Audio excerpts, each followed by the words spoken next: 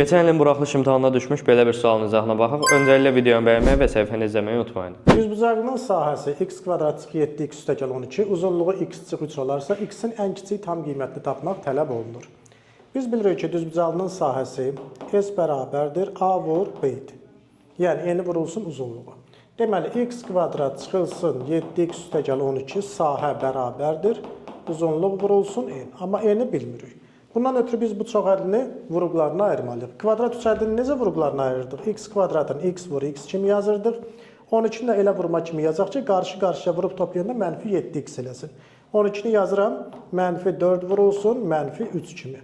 Həqiqətən də baxın, x-i mənfi 4, mənfi 4x, x-i mənfi 3-ə vuranda, mənfi 3x toplayanda nə eləyir? Mənfi 7x. Cavabı necə yazırdıq? Çarpaz. Deməli, x çıx 3, x çıx 4. Tapdıq ki, bu düzbucaqlının uzunluğu x çıx 3 özü vermişdi.